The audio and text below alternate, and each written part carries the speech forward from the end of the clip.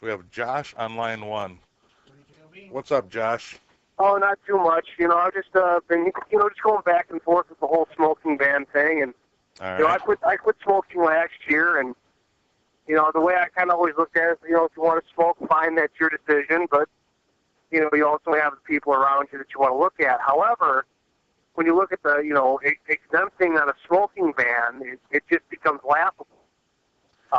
We have if you do it at the bars, the taverns, the casinos, and everywhere else, it's like, all right, well, fine, but where are you banning it from? Exactly. Oh, I agree with you 100%. You're banning it from that point in places that more than likely have already have a ban, with the exception of 24-hour diners and stuff like that. I mean, McDonald's you can't smoke in, stores you can't smoke in. So what it comes down to is, the casinos want to be able to be the casinos that aren't in Illinois, which means you can still smoke in our casinos. I mean, you have a compulsive habit that goes hand in hand with a compulsive habit. Well, that's I think you brought up a great point. The fact that we are so close, the borders of our casinos around here with Illinois, they know that if they keep smoking going on here, we're going to get a lot of Illinois people coming in and spending their money in Indiana, which is good, but is really at the cost of fellow Hoosiers Well, having to breathe that goes back to the whole casino thing, too. Now, I have a tendency to go to casinos whenever I go on vacation, and I went up to the Motor City Casino in Detroit about 2 or 3 years ago, and this is when I was still smoking, and I didn't have a single cigarette while I was up there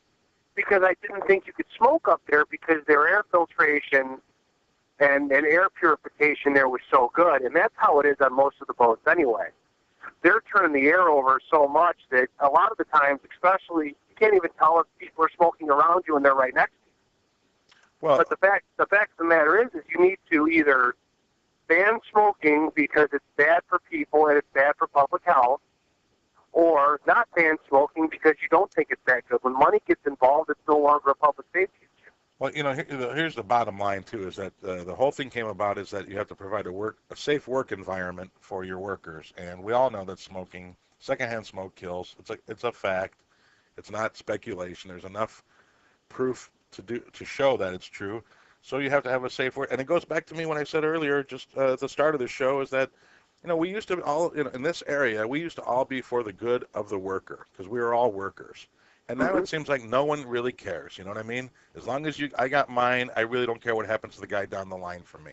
And that's not how I grew up around here. Well, unfortunately, but that's how it is now. I mean, you can go to work and, a third of your workforce might lose their job, and now it's all about maintaining the status quo and not causing ripples. That's because the big guys have us eating each other and not attacking them. Hey, thanks for the call. I got to go to another one. Thanks a lot. Take care. Rick, you're on the line at WJOB. Hey, Nick. What's happening? Good to hear you on the waves. Thanks, buddy. How are you? All right, man. I'm doing all right. It's Brantwood, Rick. Yes, I hear the voice now. What's going on? You're a drummer, right? I am a drummer. Oh, I'm a drummer, too. And, with the smoking band, are there any openings for the band?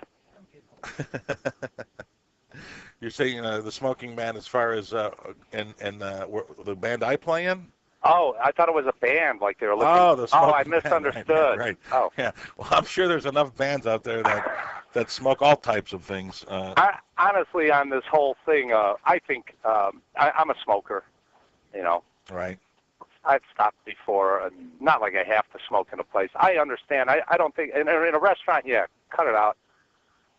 Bar, tavern, I think it should be left up to the owner, myself. I mean, I know everywhere else they ban smoking in New York, which really shocked me. Well, I was going to say, if you look at Northwest Indiana, the two largest, cities on each coast, Los Angeles and New York, both have banned it. And, people always say this too. Well, we're going to lose money. The money's going to go away. The bar will be out of business. Did New York shut down? Chicago's banned smoking. There's no smoking in any bars. You know what you do when you drive by? You see people standing outside smoking. I know, and I know it kind of irks a lot of people. And I think in a tavern, you should be allowed to. I mean, that's basically what you go. I mean, if one guy wants to have a non-smoking bar, he has a non-smoking bar. People could go there. Honestly, a lot of non-smokers, they're always like, oh, no, I don't smoke. And then I'm sitting in the bar, they have a couple cocktails. Hey, you got a cigarette?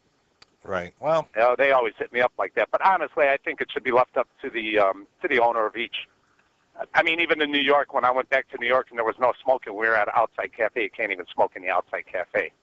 Then as we're eating, a bus comes by with some diesel fumes and blows it right onto our salad, and that was nice. A friend of mine, Jack Mayberry, a very funny comic, does a joke. He says, in Los Angeles, you can't smoke because of the fact that there might be secondhand smoke in a city that has secondhand air. Thanks a lot for calling, but I got one more call before I got to take a break. Brentwood Rick, always on the Music Underdogs. Listen to him, folks. Thanks, Rick. Big Mad Mac, line 6, what's up? Good, how you doing? I'm good, buddy. How are you? Oh, I'm doing fine. Hey, here's what you do. Here's the easy solution to this. Since it's so easy to do that and costs so little money, you just go buy bars and you make it whatever you want. Because there's nothing to it. Well, you're saying that, a lot of people are saying, oh, the bars are going to go out of business. And I'm telling you, you drive through Chicago, second largest city in the country, and the bars aren't going out of business because they can't smoke. People are just smoking outside. It's just that easy, man. You just plunk down that $20,000, you get it back like overnight. Well, but first of all, you don't have to spend any money. They could go outside and smoke. It's up to you if you want to, right? It's up to who to what? It's up to you as the owner if you want to put in a different section where people no, smoke. it's not up to the. Listen, the ownership of anything now is taken out of the hands of the owners.